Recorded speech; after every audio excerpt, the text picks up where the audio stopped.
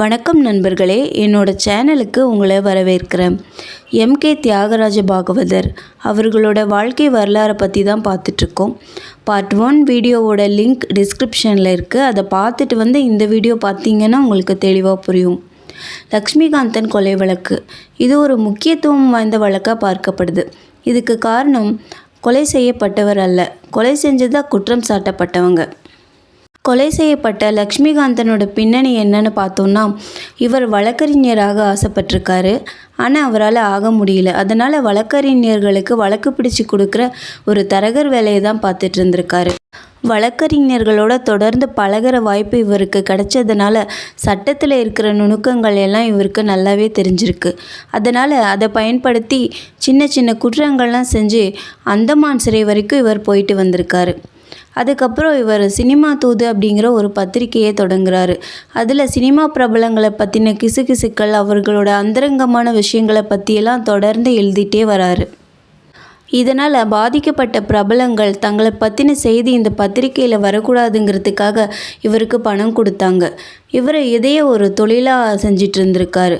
இந்த மாதிரி குறுக்கு வழியில் பணம் சம்பாதிக்கணும்னு நினைக்கிற ஒரு மோசமான ஆள் தான் இந்த லக்ஷ்மிகாந்தன். இந்த நிலையில தான் இந்த பத்திரிகையை தடை செய்யணும்னு சொல்லிட்டு எம்கே தியாகராஜ பாகவதர், என்எஸ் கிருஷ்ணன், தயாரிப்பாளர் ஸ்ரீராமுலு நாயுடு ஆகிய 3 பேரும் சென்னை கவர்னரை சந்தித்து மனு கொடுக்குறாங்க. கவர்னரும் இதை ஆராய்ஞ்சு பார்த்துட்டு இந்த பத்திரிகையை தடை செய்கிறாரு. இதனால் இந்த லக்ஷ்மிகாந்தன் இந்த 3 பேர் மேலேயும் ரொம்ப கோபத்தில் இருந்திருக்காரு. ஆனாலும் அவர் சும்மா இல்லை. இந்து நேஷன் அப்படிங்கிற ஒரு பத்திரிகையை விலைக்கு வாங்கி திரும்ப இதே மாதிரியே எழுத ஆரம்பிக்கிறாரு. ஆனால் இந்த தடவை இந்த 3 பேரை பற்றியும் ரொம்ப தப்பாக அவதூறாக எழுதிட்டே வராரு. இந்த நிலையில தான் இந்த லக்ஷ்மிகாந்தன் கொலை செய்யப்படுறாரு. இந்த வழக்கு அந்த காலகட்டத்தில் ரொம்ப பரபரப்பாக பார்க்கப்பட்டது. அதனால் காவல்துறை அதிகாரிகள் இந்த வழக்கை முழு ஈடுபாட்டோடு விசாரிக்கிறாங்க. இவங்க 3 பேருக்கும் லக்ஷ்மிகாந்தனுக்கும் இருந்த முன்விரோதத்தின் காரணமாக இவங்க 3 பேரும் கூலிப்படையை ஏவி அவரை கொன்னுட்டாங்க அப்படின்னு குற்றம் சாட்டி கைது செய்கிறாங்க. 1945 இந்த வழக்கு உயர்நீதிமன்றத்துக்கு போகுது. மே 3, 1945 அன்னைக்கு பாகவதர், என்எஸ் கிருஷ்ணன் இந்த 2 பேரும் குற்றவாளிகள்னு தீர்ப்பளிக்கப்பட்டு அவர்கள் சிறைக்கு அனுப்பப்படுறாங்க. இந்த தீர்ப்பை எதிர்த்து இவங்க 2 பேரும் லண்டன் பிரைவி கவுன்சில் நீதிமன்றத்தில் மேல்முறையீடு பண்ணுறாங்க. இந்த வழக்கோட தன்மையை ஆராய்ச்சி பார்த்த வழக்கறிஞர் எத்திராஜ் அப்படிங்கிறவர் சாட்சியங்களில் குளறுபடி இருக்குது அப்படிங்கிறத கண்டுபிடிக்கிறாரு. அதனால் தானே முன்வந்து இவங்களுக்காக இந்த வழக்கில் வாதாடுறாரு. சுமார் 2.5 வருட சிறை தண்டனைக்கு அப்புறம் இவங்க 2 பேரும் நிரபராதிகள்னு தீர்ப்பளிக்கப்பட்டு விடுதலை செய்யப்படுறாங்க. பாகவதர் கைதானப்போ படப்பிடிப்பு நடந்து கொண்டிருந்த பல படங்கள் நிறுத்தப்பட்டுச்சு. 12 படங்களுக்கும் மேலே ஒப்பந்தம் செய்யப்பட்டு பாகவதர் முன்பணம் வாங்கியிருந்தார். ஆனால் அவர் சிறைக்கு போனதுக்கப்புறம் தயாரிப்பாளர்கள் எல்லாம் அந்த முன்பணத்தை திருப்பி கேட்டாங்க.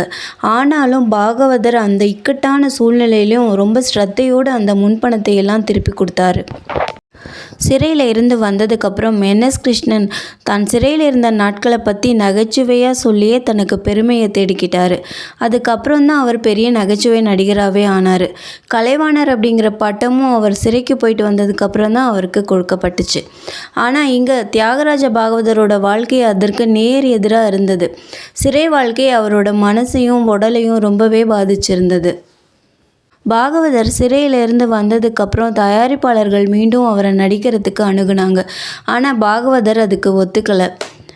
தான் சிறையில் இருந்தப்போ இந்த திரையுலகத்தினர் தனக்கு உதவி செய்யலையே அப்படின்னும் முன்பணத்தை எல்லாம் திருப்பி கேட்டாங்களே அப்படின்னும் அவருக்கு ரொம்ப வருத்தமாக இருந்தது.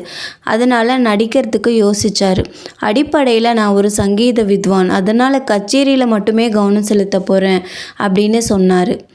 ஆனால் அவரை சுற்றி இருந்தவங்கெல்லாம் அவர் நடிக்கணும் அப்படின்னு ஆசைப்பட்டாங்க. அவர் நடிக்கிறதா இருந்த படங்களை எல்லாம் பியு சின்னப்பா, டிஆர் மகாலிங்கம் போன்றவர்கள் நடிச்சிருந்தாங்க. எம்ஜி ராமச்சந்திரன், சிவாஜி கணேசன் போன்ற புதுமுக நடிகர்கள் அறிமுகமாயிருந்தாங்க. இவர் பாடி வச்சிருந்த பாடல்களையும் வேறு படங்களுக்கு உபயோகப்படுத்தியிருந்தாங்க. பாகவதற்கு யார்கிட்டையும் போய் வாய்ப்பு கேட்கறதுக்கு மனசு வரல. அதனால் தானே தயாரித்து நடித்து வெளியிடலாம் அப்படிங்கிற முடிவுக்கு வராரு. சிறையிலிருந்து வந்ததுக்கப்புறம் பல எதிர்பார்ப்புகளுக்கு நடுவில் ராஜமுக்தி அப்படிங்கிற படத்தை தயாரித்து நடித்து வெளியிடுறாரு பாகவதர். ஆனால் அந்த படம் படு தோல்வியை தழுவிச்சு. அவர் சிறைக்கு போயிட்டு வந்ததுக்கப்புறம் தமிழ் திரையுலகமே ரொம்ப மாறி போயிருந்தது. மக்களோட ரசனையும் மாறி இருந்தது. மக்கள் புராண படங்களை விட யதார்த்தமான குடும்ப கதையம்சம் உள்ள படங்களையே விரும்பினாங்க.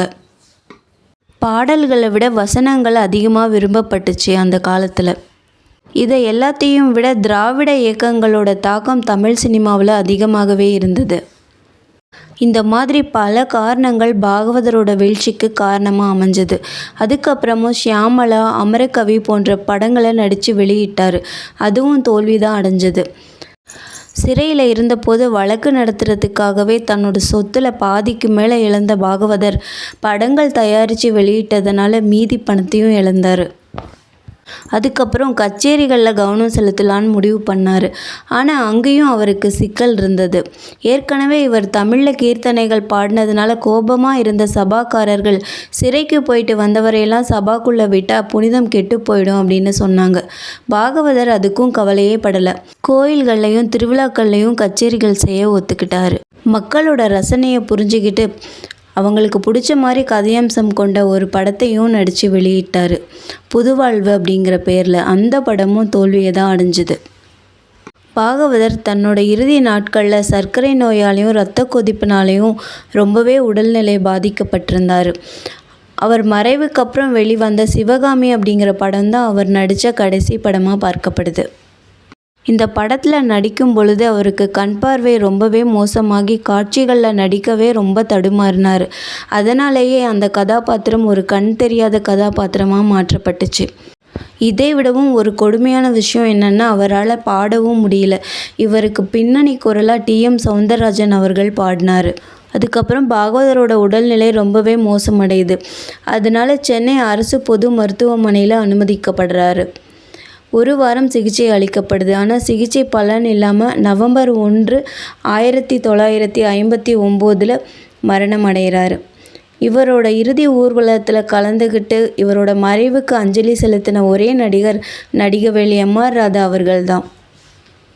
இந்த வீடியோ உங்களுக்கு பிடிச்சிருந்தால் லைக் பண்ணுங்கள்.